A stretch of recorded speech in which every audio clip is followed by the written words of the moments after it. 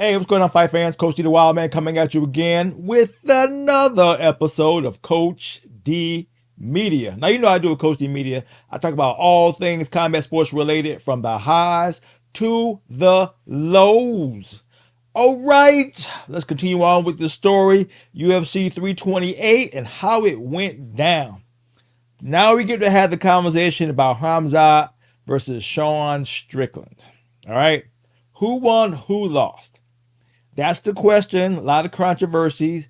A lot of people saying Khamzat won. A lot of people saying Sean won. I myself is saying Khamzat won. And here's why. Now, when we let it go to the judges are going to vote on the behalf of the UFC, in my opinion. Everything I'm saying is my opinion. So whoever they want to hold the belt, holds the belt. Khamzat's not necessarily an active fighter, which means having him hold the belt, he's not going to fight enough for the UFC. They're simply not going to like it. They want him to fight more. He's not really fighting all that much, right? Sean Strickland will fight.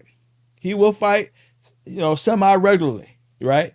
Also, he's a shit talker. He does great, press conferences. He turns it up. He does what he does for the brand of the UFC, which is chaos and shit talking. He's very good at it. And he's winning the right fights at the right time. So to get to the belt, he had to put on a good show in his last fight, and he did that. He definitely did.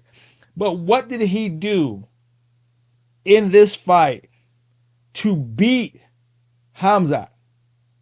Right? We can go to the scorecards all you want and say, hey, Strickland did this, Khamzat did that. That's just an opinion of what a judge may decide to say. But did we see that in the fight? Did Strickland beat the champion? Hands down, did he beat him? To the point where he goes, okay, he deserved the belt. He beat him up like we did with Vaughn and Tariarsa, whatever how you say his name. Vaughn put the shit on him. Vaughn kept his belt. We can clearly see who won that.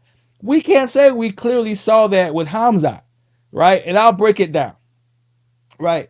Once you get all the information, you can have a different conversation. I got some information that I wasn't thinking about at the time, which to me changed the whole outlook of the fight. Now, when it comes to the scorecards, that judge is not going to think like that. But when we're talking about the fight, we can. Okay?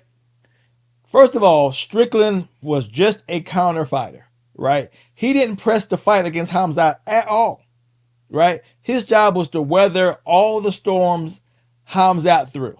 So who pushed the pace of the fight was Khamzat. Who made the fight happen? Khamzat. Who went towards Strickland? Khamzat. Did Strickland go towards Khamzat? No. Right? Counter, which is not a bad strategy when you try to not get killed. And you're not trying to not get taken down. But are you pushing the fight? No. Right? So that who's moving the fight forward can pretty much go to Khamzat. Now, when him and Strickland went to the ground and Khamzat pulled guard, that was Strickland's chance to severely ground and pound and submit Khamzat. He didn't do it, right? Was he extremely aggressive? No. So you can put that Strickland winning, but not advancing the fight. He just stuck in a position that favored Sean, just like we used to get on Khamzat by what he did against DDP. Just staying there, not really doing too much. And we criticized him for it. We can kind of criticize Sean for that as well, right?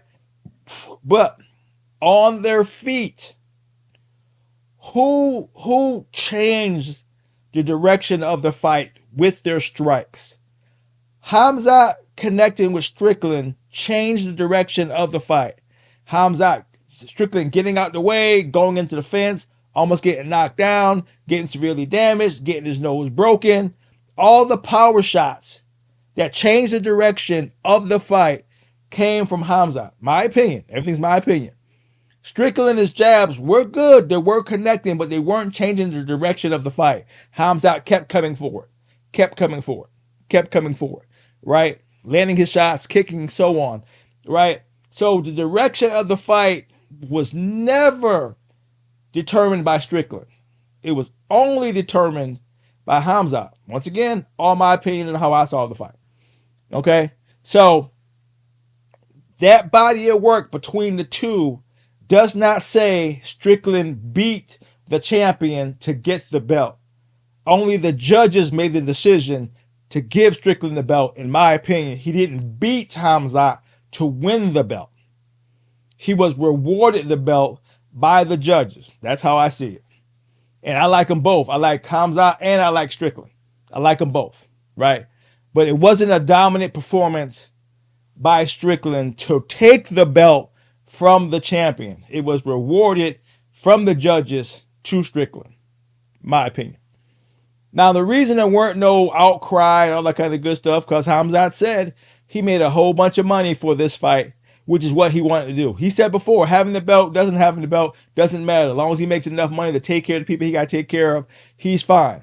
The press conference did his job. It was the highest numbers that they've seen in a while between two opponents winning for the UFC. So when the UFC didn't lose anything by Sean Strickland winning the belt. It was all wins across the board. So Dana White don't care, right, who got the belt, but he knows who he wants to have the belt.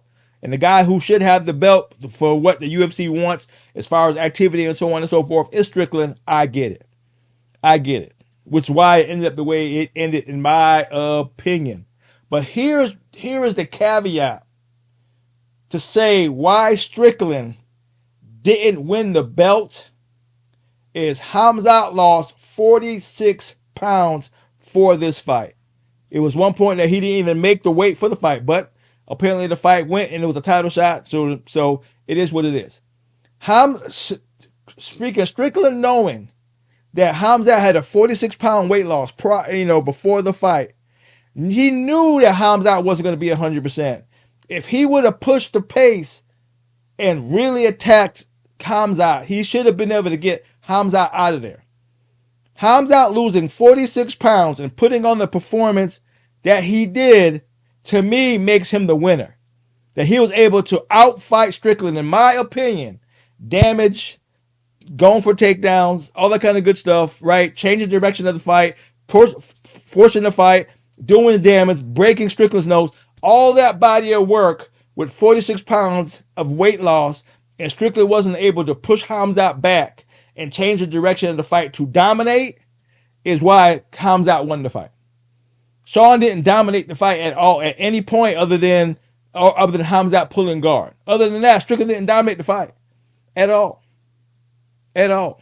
That's my opinion. That's why I feel Khamzat won the fight, right?